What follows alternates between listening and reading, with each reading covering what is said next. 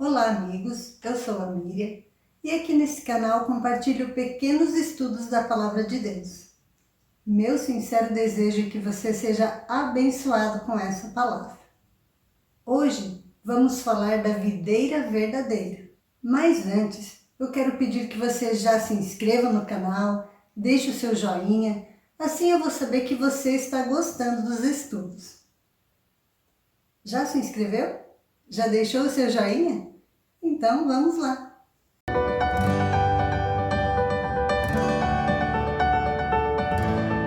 Segundo a tua palavra. A videira verdadeira. O texto de hoje se encontra no Evangelho de João, capítulo 15, os versículos 1 até o 8. O título é A Videira e os Ramos. Para o povo de Israel, a videira tinha um simbolismo, um significado muito especial. O profeta Jeremias se referiu à nação israelita como uma videira.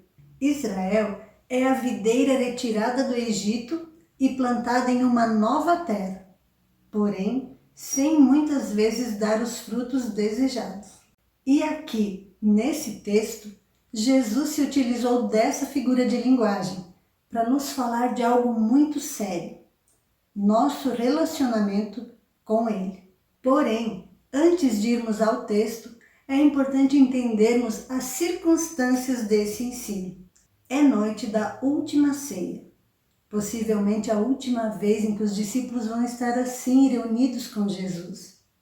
Depois disso, ele será traído por um dos 12. O tempo estava se esgotando, mas Jesus ainda tinha algo a dizer, uma advertência, mas também uma recomendação amorosa de cuidado. Eu sou a videira verdadeira e o meu pai é o lavrador. Diferente do povo de Israel, a videira que falhou, Jesus é a videira verdadeira. Esta sim produz frutos. No versículo 2, todo ramo que, estando em mim, não der fruto, ele o corta, e todo que dá fruto ele limpa, para que produza mais fruto ainda. Todo cristão acredita estar em Cristo, acredita fazer parte da videira, acredita ser um ramo da videira verdadeira. Mas Jesus esclarece: há dois tipos de ramos, os produtivos e os improdutivos. E Jesus então nos adverte a permanecer na videira, porque o Pai, o viticultor, cuida dela, a trata, a poda e, constatando haver ramos improdutivos, ele os corta. Ramos improdutivos na videira? Sim, são ramos que estão na videira. Parecem como os outros ramos, porém não dão frutos. E quem são esses ramos? Aqueles que parecem ser seguidores de Jesus, mas não agem como ele.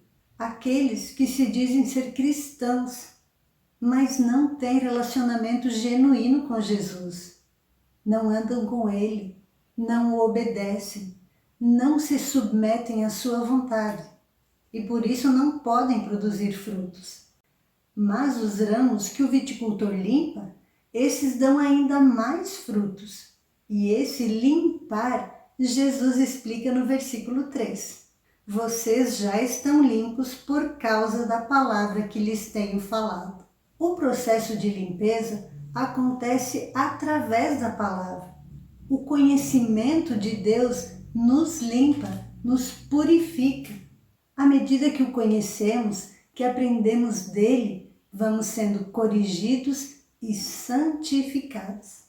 Lá no capítulo 17 de João, quando Jesus fez a sua oração sacerdotal pelos discípulos e também por nós que ainda viríamos a ser seus discípulos, ele pede ao Pai: santifica-os na verdade, a tua palavra é a verdade. Seguindo os textos, lemos o seguinte: permaneçam em mim e eu permanecerei em vocês. Como o ramo não pode produzir fruto de si mesmo, se não permanecer na videira, assim vocês não podem dar frutos se não permanecerem em mim. Eu sou a videira, vocês são os ramos. Quem permanece em mim e eu nele, esse dá muito fruto, porque sem mim vocês não podem fazer nada. Permaneçam em mim. A questão não é estar na videira, mas permanecer. Quem está pode ser cortado. Precisamos permanecer. Os ramos sozinhos não podem produzir frutos se não estiverem conectados à videira.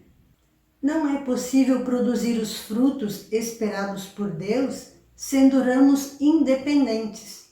Essa é uma boa maneira de sabermos se os frutos apresentados por alguém são verdadeiros.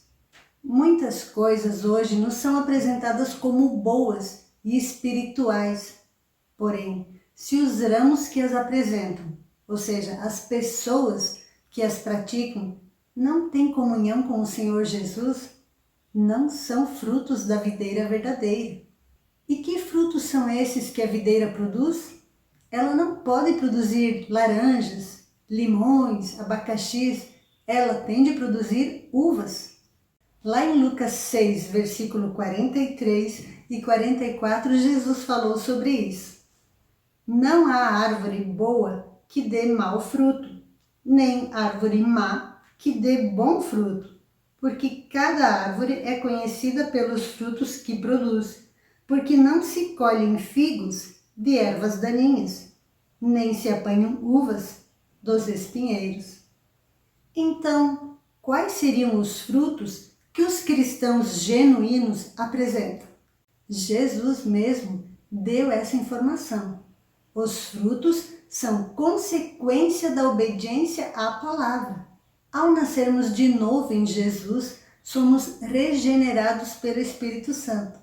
E por isso, não podemos mais produzir obras da carne, mas sim frutos do Espírito.